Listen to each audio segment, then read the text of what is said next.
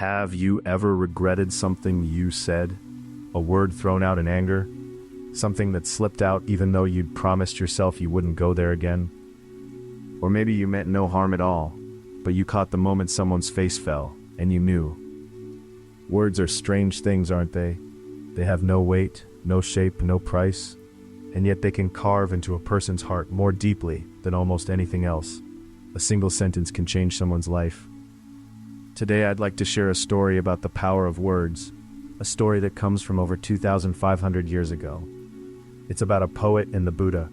A poet is someone who lives by language, someone who loves words more than most, and wields them with more skill than most. And yet, this particular poet had been using that gift to break things, to break people.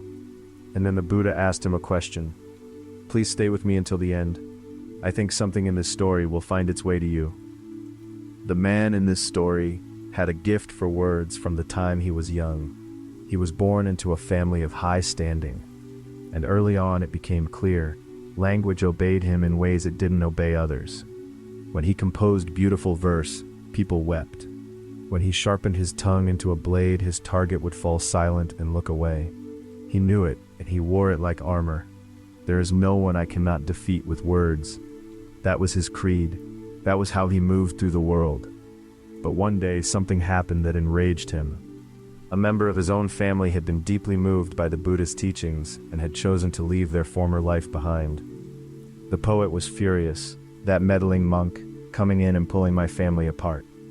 And so he went, straight to the Buddha, ready for a fight. Picture the scene, a soft morning light, the Buddha sitting quietly with his disciples, at rest in the stillness of the day.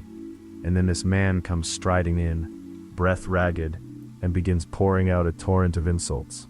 You destroy families, you steal people's lives and sit there looking peaceful. The world would be better off without you. The words were sharp, a poet's words crafted to wound.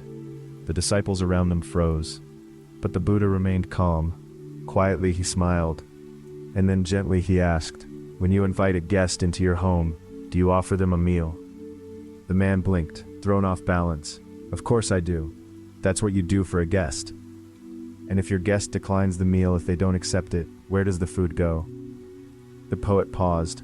Well, back to me, I suppose. The Buddha spoke calmly, but clearly. The words you have just thrown at me, it is the same. I do not accept them. And so they return to you. The poet stood there, unable to move. A man who had spent his whole life conquering others with language had just been stopped in his tracks. Not by a sharper argument, by silence. So what was the Buddha really teaching in that moment? At its heart, it's this: words belong to the one who speaks them. The Buddha didn't get angry. He didn't argue back. He simply said, I don't receive this.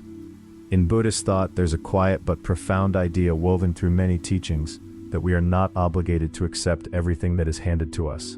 Someone may offer you their anger, their contempt, their blame, but receiving it is still a choice. In our everyday lives, we tend to take in words almost automatically. Someone says, you're hopeless, and we feel the sting. Someone says, you're wrong, and we immediately tighten up to fight back. Those reactions are deeply human, but the Buddha was pointing to a different possibility. Does this word deserve to be received? Poison only harms you if you drink it. A word spoken in anger only wounds you if you take it in. And then there's the other side of this story, the poet himself. By staying still, by not returning fire, the Buddha became something like a mirror. He didn't fight anger with anger. He didn't smother words with more words. He simply reflected. What you send out comes back to you. This connects to one of the most foundational ideas in Buddhist teaching, that our actions and our words carry a kind of gravity. They shape us, they circle back. Harsh words used again and again leave a residue.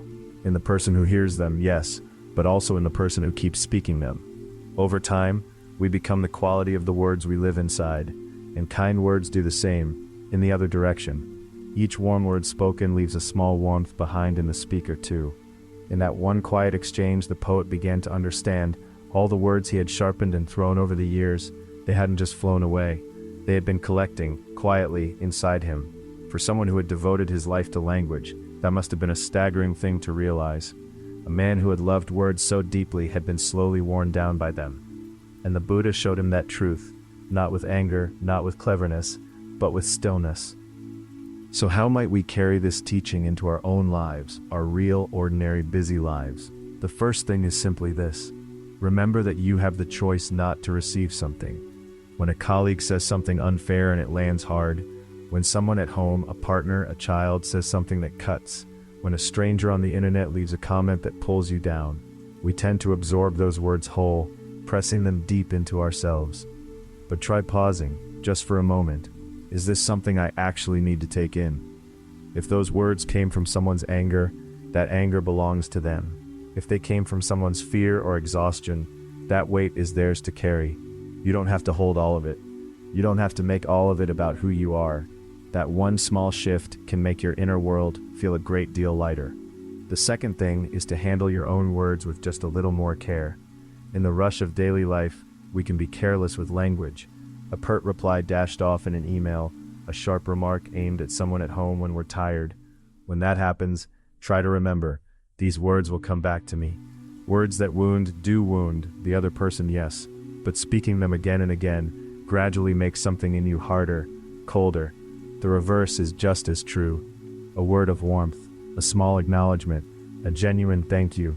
Each time you say something like that, something in you softens too. Slowly, quietly, it adds up. And the third thing, if you're carrying regret about something you once said, gently, without harshness, let yourself acknowledge it. I wish I hadn't said that. If that thought lives in you somewhere, I want you to know that feeling is a sign that you are someone who can feel another person's pain. That matters. You can't unsay what's been said, but the words from this moment forward, those are yours to shape. Start with today, one word at a time. Before we close, I want to share one more thing. What do you think happened to that poet after the Buddha spoke to him? The story tells us that he stood there for a long moment and then bowed his head.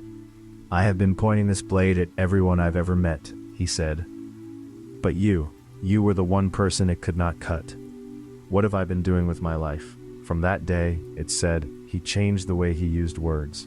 Not sharp verses designed to diminish, but poems that warmed people, words that gave something back.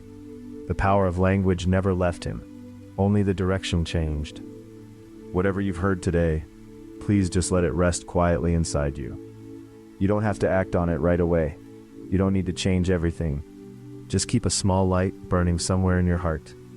One day, in some unexpected moment, that light will be exactly what you needed. Thank you so much for listening all the way to the end. May your words, the ones you speak from this day on, gently warm someone who needs it.